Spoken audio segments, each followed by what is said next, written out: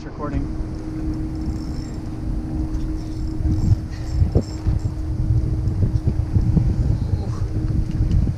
You should see it.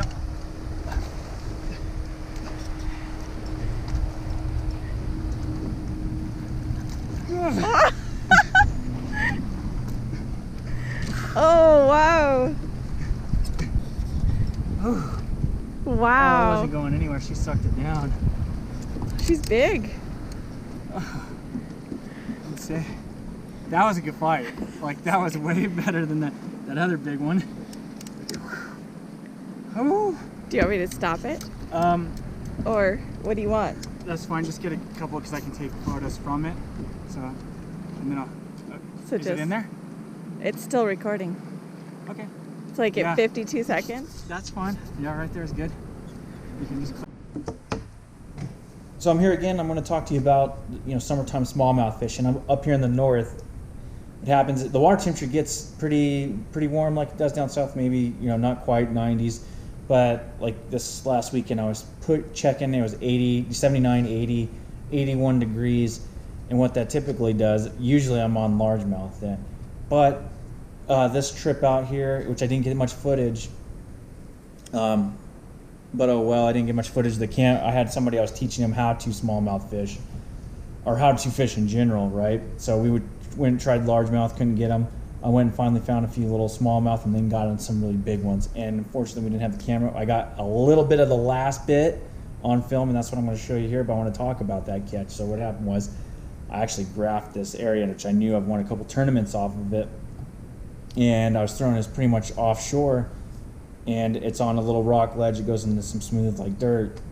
But anyway, this cast out there, I was helping the person I was teaching how to fish with something. I can't remember. I went and grabbed my rod, and there it was. And it was a good 5-minute fight. And finally, it was just pull and drag like a bonefish, just going. Then I'd get it back up there. And then the person that was brought the net over. Then it would bam, just go again, just like just a solid. Just pull and drag, and you know what? Finally, when we get the camera going, because I was like, oh, just heck with the net. I forgot, the GoPro's right there. Grab that. Is at the very end of the fight, and you didn't even get to see that thing was tired out, and that's one of the reasons I kind of put it in the live well just to make sure that she was good, because she'd been fighting for like 5 minutes, and in that warm water, sometimes you stress the fish out, so I kind of just made sure she's okay. Got a good picture of her and let her go. She was great. But what I was doing there off that offshore thing, I had that little. Almost like a jetty, a bunch of rock boulders and some dirt. And then after that, I was catching them every cast. And it got late. It was like 5 o'clock. We got a couple hour drive. I caught one on the last cast. I was like, oh, I guess we gotta go. But I left them biting. They were just all sitting out there, and you can tell there's stratification of water column, even out to under 20 foot. And you could have an 80-degree surface water temperature, especially up here. But as you go down, you could be down in 70 something, down in 15 to 20 foot or whatever case may be. But that's how I'm assuming that's what those fish were down there, because smallmouth don't really do too well in 80 plus degree water temperatures, or at least up here they don't. But they're all the ones up here too. They feed heavily on perch, ciscos. And in the case of this, they had a lot of crawfish. They're spitting them up. You could see them. You could feel them in the belly. And the rig I was using was a drop shot rig at the time. I caught them on Ned rig as well. But the drop shot rig, I got so much drop shot stuff, I was able to kind of tailor it to that color, which is a real dull brown with actually those crawfish have little tiny specks of orange on the tips or pinchers. But if you get a chance, you can actually look at those and you can kind of tailor it to it. But then I would dead stick it. I just throw it out there, same spot, dead stick it. If I shook it too much, they don't pay attention. And that goes back to the crawfish thing. So I'd actually let it just sit on the bottom, and then maybe you pull up a little bit, and then let it sit on the bottom. But one of the other things is the hook I use. I start off, and I've talked about this in my pond stuff. I've talked about this a lot. I feel personally comfortable fishing small stuff.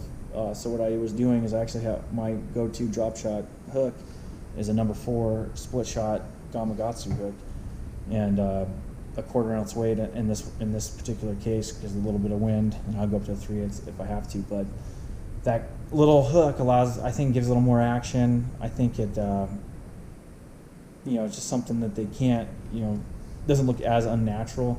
And I've never had issues hooking up. In fact, my biggest largemouth has come off that little hook, a 961 in a tournament. I actually lost big fish by like 1/10 of an ounce on that particular fish. But anyway, so we're out there. I had graphed this area, but I already knew it because, like I said, I've won tournaments. They were off of that little point, and I'd say that was roughly 15 foot of water.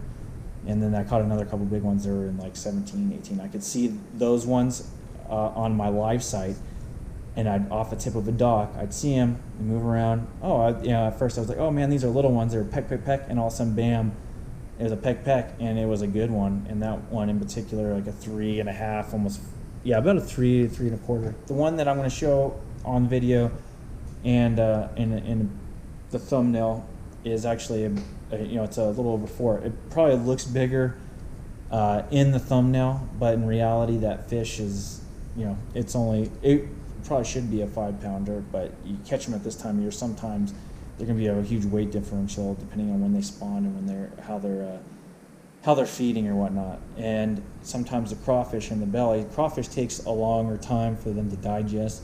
So sometimes that big giant belly with the crawfish in it is not indicative. It doesn't hold the same, I guess, density as when they're sucking down yellow perch or ciscos or whatnot. So I mean, it's a huge fish. Don't get me wrong. It's a 4-something pounder, and we got it weighed in pictures. But it's a hell of a fighter. One of the best fighting fish I've had. But it just goes to show you, in the middle of summer, you can catch smallmouth, and they like to stack up even when they're on crawfish. You just got to find those areas, and typically, a certain kind of rock on any given lake. Different lakes have different types of rock, and on certain lakes, certain types of rocks are where you want to be with certain bottom consistencies. You don't want it. I found at the particular lake we were at, if it's too muddy, it's no good, and there doesn't hold a lot of fish. If you find just the right combination of a certain type of rock and harder bottom, but yet it does have some,